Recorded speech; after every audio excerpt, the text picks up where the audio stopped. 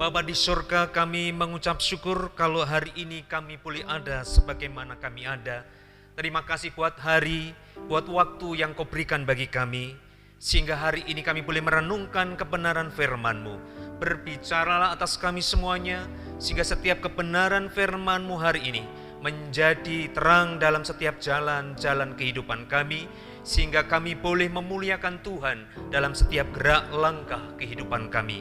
Berfirmanlah atas kami ya Tuhan, dan kami siap mendengarkan firman-Mu. Haleluya. Amin. Salam Bapak Ibu yang diberkati Tuhan.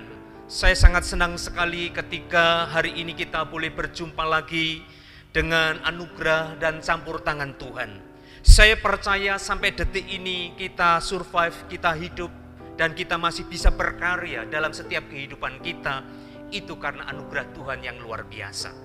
Kebenaran firman Tuhan hari ini saya ambil di dalam 2 Timotius 1 ayat 9 sampai dengan ayat yang ke-10 dan 13 serta 14.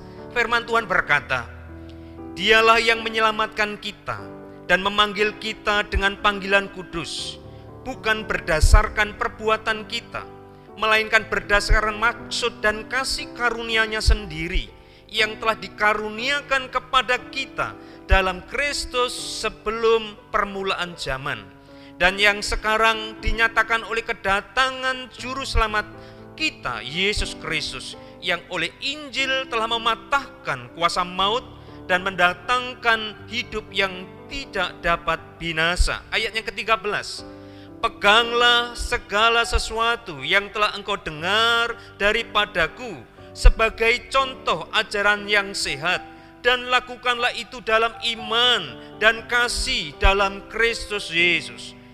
Peliharalah harta yang indah yang telah dipercayakannya kepada kita oleh Roh Kudus yang diam dalam kita."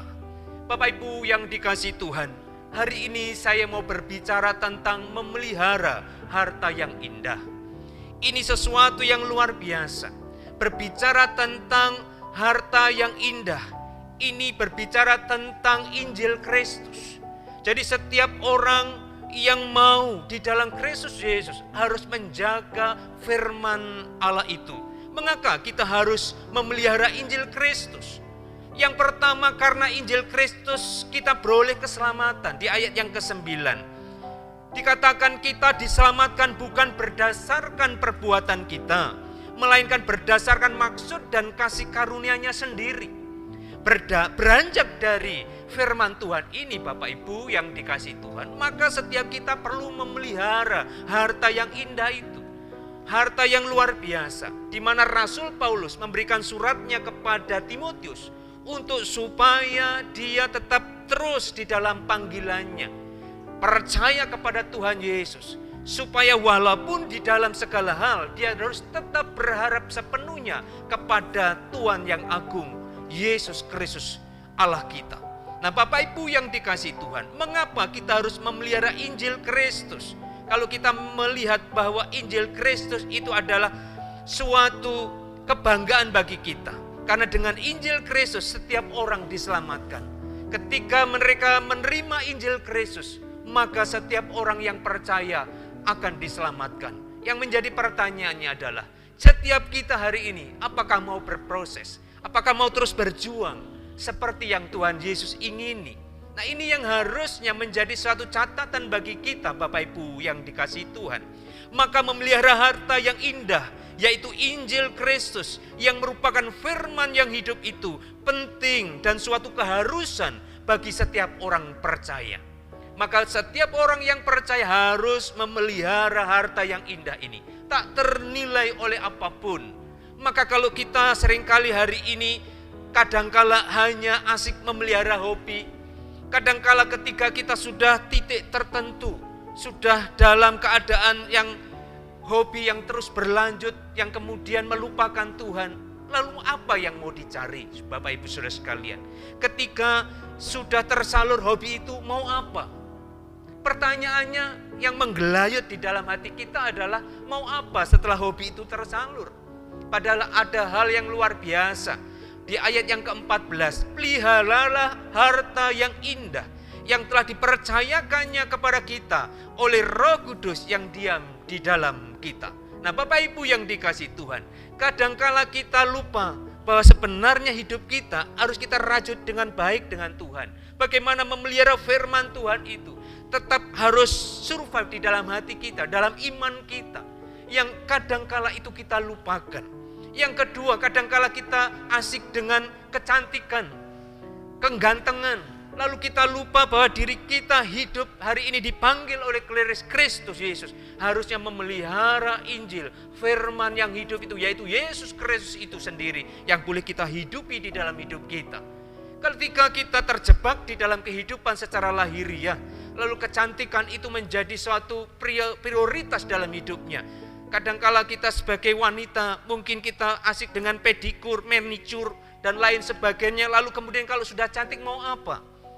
Pertanyaannya pasti harus ke sana, mau apa kalau sudah cantik? Dan kalau sudah ganteng mau apa lagi juga?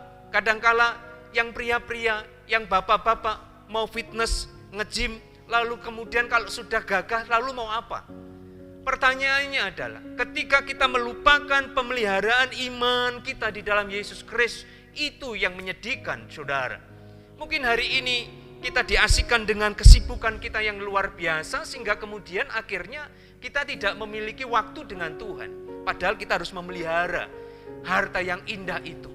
Karena tidak ternilai oleh apapun di kolong langit ini, Bapak Ibu Saudara sekalian. Olehnya itu, catatannya adalah semua yang saya sebutkan tadi, baik itu hobi, baik itu merawat kecantikan, baik merawat kegantengan dan lain sebagainya secara fisik, semuanya itu boleh, tetapi harus imbang, saudara, dan memiliki motivasi yang baik. Kalau sudah cantik, motivasinya untuk apa? Kalau bapak ibu atau ibu-ibu yang rumah tangga mungkin untuk suaminya. Lalu yang sudah jadi pria-pria yang sudah berumah tangga, lalu ketika dia punya badan yang bagus, fitness, nge-gym dan lain sebagainya, untuk apa badan yang bagus itu? Mungkin semuanya harus kembali kepada motivasi.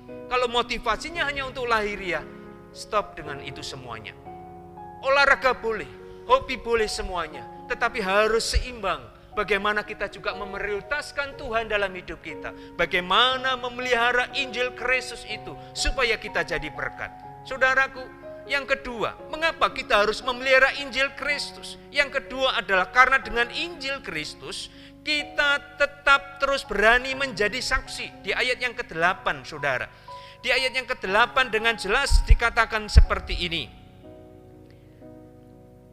Jadi janganlah malu bersaksi tentang Tuhan kita, dan janganlah malu karena aku, seorang hukuman karena dia, melainkan ikutlah menderita bagi Injilnya oleh kekuatan Allah. Rasul Paulus mengatakan demikian. Jangan malu untuk bersaksi. Jangan malu untuk kita memberitakan Injil Kristus lewat kehidupan kita. Tetapi yang harus menjadi catatan adalah setiap hidup kita harus benar dulu. Mungkin dengan menjaga hati kita, menjaga mulut kita, menjaga sikap hidup kita.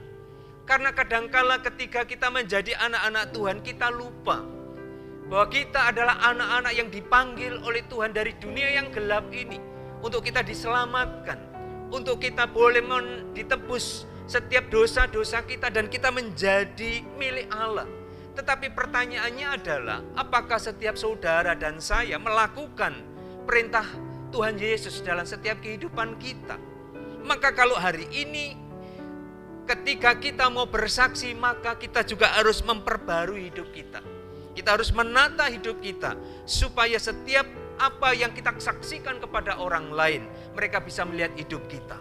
Karena melihat bagaimana cara hidup kita, bagaimana kita menjaga hati, bagaimana kita menjaga mulut kita, kita menjaga sikap hidup kita. Kesemuanya itu harus menjadi cerminan bahwa saudara adalah anak-anak terang, bukan anak-anak kegelapan. Jadi kalau kita hari ini anak siang, anak terang, maka setiap kita harus tunjukkan terang itu kepada dunia ini, supaya setiap kita bisa menjadi saksi yang luar biasa. Lewat hidup kita, lewat hidup rumah tangga kita, lewat pendidikan kita, lewat setiap prestasi yang kita miliki. Semuanya itu menjadi acuan bahwa hidup kita, bahwa di dalam diri kita ada Yesus Kristus. Ini yang harus menjadi catatan bagi kita, Bapak Ibu. Bukan sekedar kita hidup, lalu kemudian tidak ada target dalam hidup kita. Target hidup kita adalah bagaimana kita sempurna. Bagaimana kita sempurna seperti Bapa sempurna. Bagaimana caranya? Kita berjuang. Kita terus berjuang, kita terus berproses untuk menjadi manusia-manusia Allah yang unggul. Manusia-manusia Allah yang berkualitas di dalam Tuhan. Bapak Ibu, saya menyadari ketika kita membaca firman Tuhan dan kita melakukan firman Tuhan, tantangannya besar. Iblis kadangkala mengintimidasi kita. Kamu belum benar, gak usah kamu ngomong begini. Kadangkala kita didikte atau didakwa oleh kuasa setan seperti itu. Tapi ingat baik-baik, ketika hati kita memiliki kerinduan dan kecintaan kepada Tuhan Yesus, percayalah, apa yang hari ini saudara dan saya imani, di dalam Yesus ada keselamatan, lalu dibarengi dengan hidup seirama dengan Yesus, saya percaya hidup kita akan berkenan kepada Dia. Walaupun itu harus terus berproses, walaupun itu terus kita berjuang sampai kepada titik di mana kita akan berjumpa dengan Bapa di surga kekal, di langit baru, bumi baru. Dan inilah yang menjadi kerinduan kita, Bapak Ibu. Maka ingat baik-baik, setiap kita mari jaga hati kita. Siapa yang tahu? Hanya saudara dengan Tuhan, hanya saya dengan Tuhan. Maka kalau hari ini kita tidak bisa menjaga hati kita, walaupun kita mulutnya manis, tapi Tuhan tahu hati kita. Tuhan tahu isi hati kita. Maka kalau hari ini saudara semuanya belajar dengan sungguh-sungguh, terus berjuang, kadangkala juga berproses dengan suami, berproses dengan istri, dengan anak-anak, dengan mertua, dengan saudara, dalam satu keluarga. Kadang kita diproses dari situ. Tapi bagaimana supaya kita tetap berdiri menjadi anak-anak terang, bisa menjadi solusi bagi keluarga. Hidup kita diperhitungkan karena ada Yesus Kristus di dalam hidup saudara. Ini penting, bagaimana supaya memelihara harta yang indah ini tetap terus ada dalam diri kita. Karena itu harta yang luar biasa, itu yang menuju kepada kekekalan, menuju kepada surga kekal. Maka kalau kita lupa memelihara yang kekal itu, kita terjebak dalam pemeliharaan yang tidak kekal. Tentang kekayaankah, tentang harta bendakah, tentang hal lahiriakah. Lalu kita lupa yang pertama di dalam hidup kita, yaitu setelah kita tidak ada di bumi ini, kita mau kemana? Itu yang harusnya menjadi perenungan bagi setiap saudara dan saya.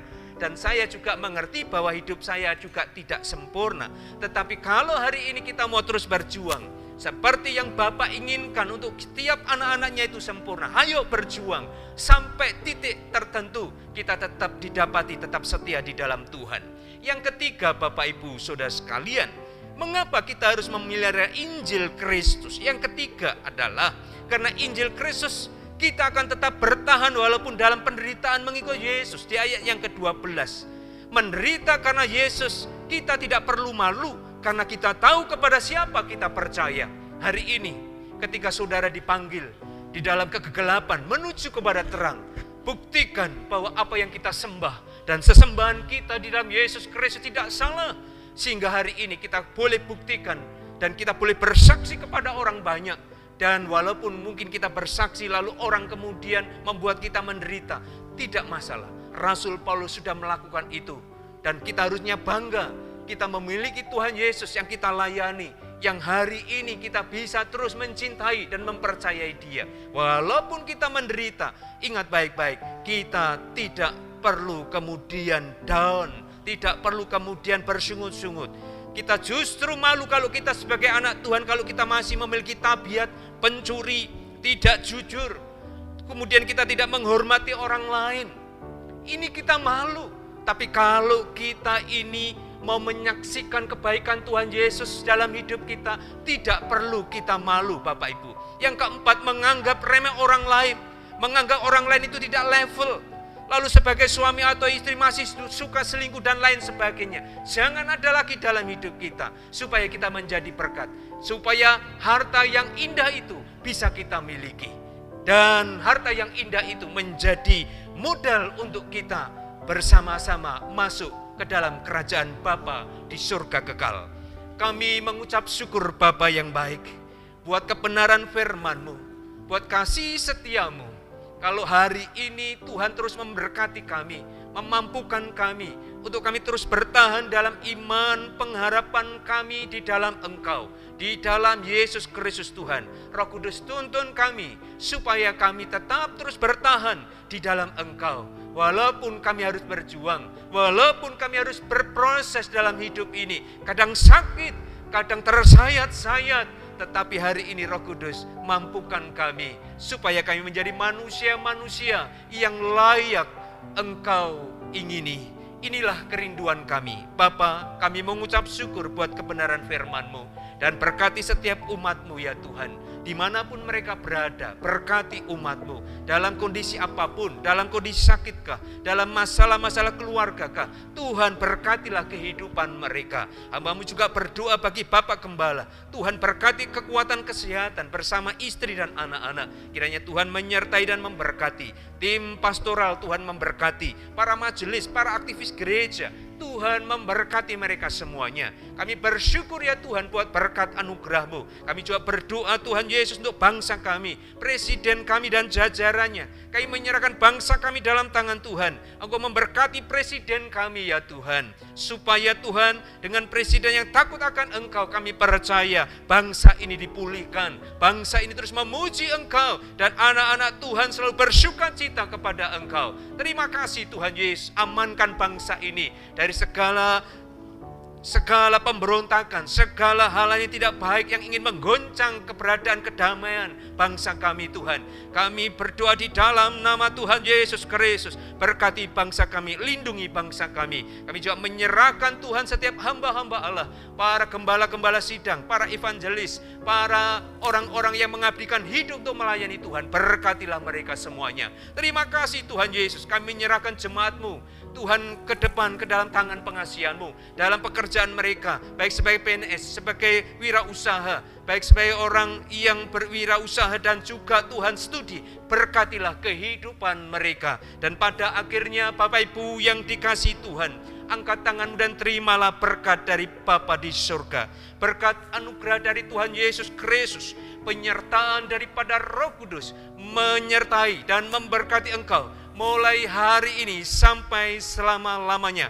Berkat jasmani, berkat rohani, diam tinggal di dalam kehidupanmu. Dan berkat ini hamba-Mu mohonkan hanya di dalam nama Bapa, Anak dan Roh Kudus, di dalam nama Tuhan Yesus Kristus. Berkat itu sudah kami terima.